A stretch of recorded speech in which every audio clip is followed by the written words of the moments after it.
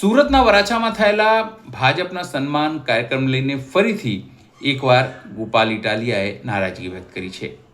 એમનું કહેવાનું સ્પષ્ટ હતું કે આ કાર્યક્રમમાં કેશુભાઈ પટેલ, સ્વર્ગીય કેશુભાઈ પટેલ, ગુજરાતના પૂર્વ મુખ્યમંત્રી કેશુભાઈ પટેલ, જેઓ પાટીદાર આગેવાન પણ હતા, તેમને ભૂલાવી દેવામાં આવ્યું છે. કારણ કે ભાજપને માત્ર લોકોના નામ ઉપયોગ કરવાથી મતલબ છે. નમસ્કાર, હું છું ચિંતામણી પુત્ર અનિલ પટેલ. સ્વાગત છે આપણા વિશેષ કાર્યક્રમમાં. આવો સાંભળીએ ગોપાલ ઇટાલિયાએ વધુ શું પ્રહાર ભાજપ ઉપર અને સરકાર ઉપર કર્યા છે.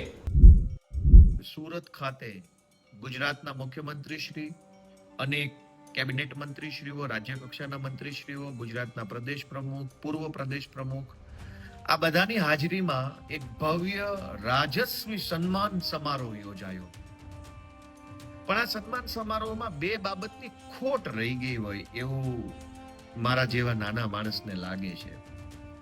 આ સન્માન સમારોહનું આયોજન લેવા પટેલ સન્માન સમિતિ દ્વારા કરવામાં આવેલું, અને એવું કહેવામાં આવ્યું હતું કે લેવા પટેલ સમાજમાંથી જે લોકો મંત્રી સંત્રી બન્યા છે, ધારાસભ્ય બારાસભ્ય કંઈક બન્યા છે, એ બધાનું સન્માન કરવાનું છે સમાજ તરફથી. એ તો સારી બાબત છે, સમાજ તરફથી સમાજના કોઈ આગેવાનનું સન્માન થાય એ તો સારી બાબત છે, એમાં કશું જ ખોટું નથી. પણ ગુજરાતના ઇતિહાસના કદાવર નેતા કોણ? ખેડૂત નેતા બોલો તો ખેડૂત નેતા, પટેલ નેતા બોલો તો પટેલ નેતા, લેવા પટેલ નેતા બોલો તો લેવા પટેલ નેતા, ગામડાના નેતા બોલો તો ગામડાના નેતા. તમને જે લાગણી થાય, જે ભાવ આવે, એ ભાવ સાથે જેને સંબોધી શકો એવા બાપા એટલે કે સ્વર્ગસ્થ કેશુભાઈ પટેલ, એને તમે લેવા પટેલ, કિસાન નેતા, પટેલ નેતા, ગામડાના નેતા, જે કયો તે. પણ એને આજે કોઈએ યાદ ન કર્યા. કા ભાઈ? સમાજ દ્વારા આયોજન હતું કાર્યક્રમનું, સમાજના કેટલાક લોકો મંત્રી બન્યા, એનું સન્માન કરવાનું જ આયોજન હતું. તો ગુજરાતના ઇતિહાસના શક્તિશાળી નેતા કે જેણે આઝાદી પછી સળંગ છેક 1952 થી ચાલી આવતી કોંગ્રેસ પાર્ટીની સરકારને 1995 માં હરાવી અને ગુજરાતના ઇતિહાસમાં પહેલીવાર બીજેપીની સરકાર બનાવી, એવા શક્તિશાળી અને કદાવર પાટીદાર નેતા અથવા લેવા પટેલ નેતા અથવા કિસાન નેતા, એને તો કોઈએ યાદ ન કર્યા આજના કાર્યક્રમમાં. આજે કાર્યક્રમમાં બેઠેલા મંત્રી તંત્રી શું એટલા બધા મહાન છે કે કેશુભાઈ પટેલ કરતા મોટા થઈ ગયા? તો આ સન્માન સમારોહના નામે સમાજને ગુમરાહ કરી, સમાજને હાથો બનાવી અને પોતાના રોટલા શેકવાનું ષડયંત્ર એ આ ઘટના ઉપરથી સામે આવ્યું કે સ્વર્ગસ્થ કેશુબાપા પટેલ એને આજે કોઈએ યાદ ન કર્યા. અને એવું તો શું એમણે ખરાબ કામ કર્યું કે એને યાદ પણ ન કરવા જોઈએ? એવું તો કોઈ કામ નથી કેશુબાપાએ કર્યું. કમસે કમ યાદ તો કરી લેવાતા સમારંભની શરૂઆતમાં, વચ્ચે કે છેલ્લે, કે કેશુભાઈ પટેલ અમારા. અને આજે જેને મંત્રી બનાવ્યા છે, જેનું સન્માન કરવાની વાતો થઈ રહી છે, એ મંત્રીઓની કઈ લાયકાત જોઈને એમને મંત્રી બનાવ્યા છે? કેશુભાઈ પટેલ તો ગામડામાં જન્મા, અભણ ગરીબ ખેડૂત પરિવારમાં જન્મા અને પોતાના સંઘર્ષના દમ ઉપર ગુજરાતના મુખ્યમંત્રી બન્યા. અને એ તે કોંગ્રેસ પાર્ટીનો દબદબો હતો જે દિવસે આખા દેશમાં. એ જમાનામાં કેશુભાઈમાં તો એ આવડત હતી, છતાંય કેશુભાઈનું નામ લેતા શરમ લાગે છે.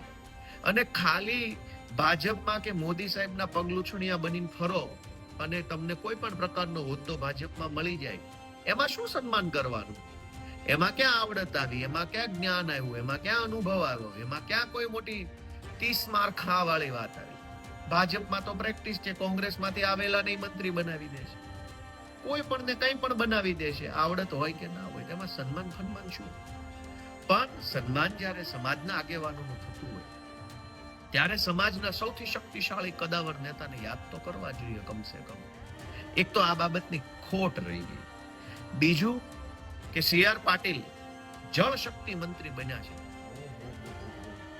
જળ સંચય કે સંચય કે જે કઈ શબ્દ વપરાતો હોય, ગુજરાતના ઇતિહાસના પહેલા એવા નેતા હતા કેશુભાઈ પટેલ, જેને 2 સૂત્રો આપેલા કે દાદો એક હનુમાન દાદો, બીજો કોઈ દાદો નહીં. ગુંડા કોઈ જોઈએ નહીં ભાઈ ગુજરાતમાં ક્યાંય પણ. કડક કાર્યવાહી કરીને બતાવેલી અને બીજું સૂત્ર કેશુભાઈ પટેલનું હતું કે વરસાદનું પાણી રોકો. એનો અર્થ કે ભગવાન જે વરસાદ આપણને આપે છે એ પાણી નદીઓમાં માધ્યમથી, નદી કે મોકળાના માધ્યમથી દરિયામાં જઈને વેડફાઈ ન જવું જોઈએ. ચેક ડેમ બનવા જોઈએ, ડેમ બનવા જોઈએ, ને પાણી જમીનમાં ઉતરવું જોઈએ, જેથી કરીને એ પાણી સિંચાઈ અને પીવાના ઉપયોગમાં આવે. ગુજરાતના ઇતિહાસમાં પહેલો નારો આપ્યો તો કેશુબાપાએ કે વરસાદનું પાણી રોકો. આજે જળ શક્તિ મંત્રી તરીકે સી.આર. પાટીલના વખાણ કરવામાં કોઈ ખામી ન રાખી બધાએ. ઓહો, એવા વખાણ કર્યા કે જાણે આ એક જ મહાપુરુષ છે, બાકી બધા બાજીમૂળા છે ગુજરાતમાં. તો કેશુબાપાને યાદ કરીને કલ્પસરની વાત કેમ ન કરી આજના કાર્યક્રમમાં? સી.આર. પાટીલે બોલવું જોઈતું હતું કે હું જળ શક્તિ મંત્રી છું, ગુજરાતમાં કેશુભાઈ પટેલનું અધૂરું સપનું હું પૂરું કરીશ, કલ્પસર યોજના પૂરી કરી બતાવશું, અને ગુજરાતનું અંદર જે ખંભાતના અખાતની અંદર જે પાણી આવે છે, વળતી ભરતી આવે છે, એ બધું જ પાણી કલ્પસર યોજનાના માધ્યમથી રોકાશે અને આખા કાઠિયાવાડને લીલુંછમ કરવામાં આવશે. કેમ ન બોલ્યા? લેવા પટેલ સન્માન સમિતિ બોલવું તો જોઈતું હતું કે કેશુભાઈ પટેલનું અધૂરું સપનું શું છે? કલ્પસર યોજના, રોકો પાણી. ભગવાન ભરોસે ચાલે છે બધું. ક્યાં સુધી સમાજને આમ ગુમરાહ કરવામાં આવશે? ક્યાં સુધી? અને શું કામ આવું કરવું છે?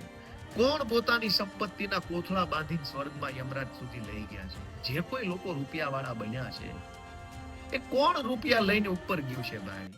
તો શું કામ સમાજને આટલી હદે તમે ભાઈ? ગરીબ માણસ પાસે અત્યારે ભણાવવાના પૈસા નથી, ખાવાના પૈસા નથી.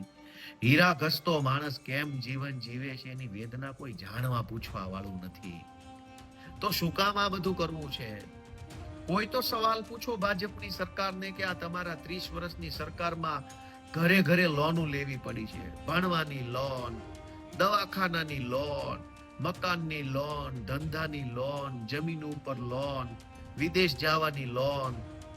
કોઈ તો પૂછો કે આ શેનું સન્માન થાય છે? લોનો લેવી પડી એનું સન્માન? કેશુભાઈ પટેલ જેવો આગેવાન કે જેણે એમ કીધું પાણી રોકો વરસાદ. કેન્દ્રીય સી.આર. પાટીલ જળ શક્તિ મંત્રી બન્યા.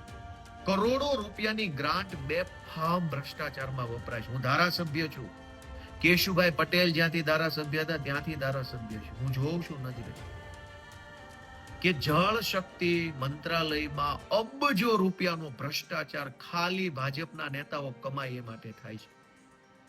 કેશુભાઈ પટેલની સરકાર જો ભાજપ વાળાએ ચાલવા દીધી હોત ને તો આજે કલ્પસર યોજના બની ગઈ હોત. આખું કાઠિયાવાડ લીલુંછમ હોત. હજારો લોકો ખેતી કરીને સુખનો રોટલો કમાતા હોત. અહીં સુરત કે અમદાવાદ કે રાજકોટ ન આવવું પડ્યું હોત મજબૂરીમાં. ગામડામાં ખેતીમાં પાણી નહીં, જે કાંઈ પકવો એનો ભાવ નહીં, અને ગુંડાઓના ત્રાસથી કંટાળી અને કાઠિયાવાડ છોડીને સુરત આવ્યા.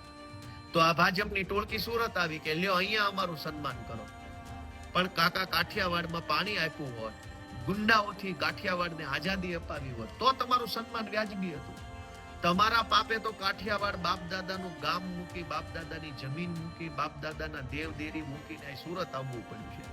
અને તમે હવે અહીંયા આવીને સન્માનો અમારી પાસે કરાવો છો.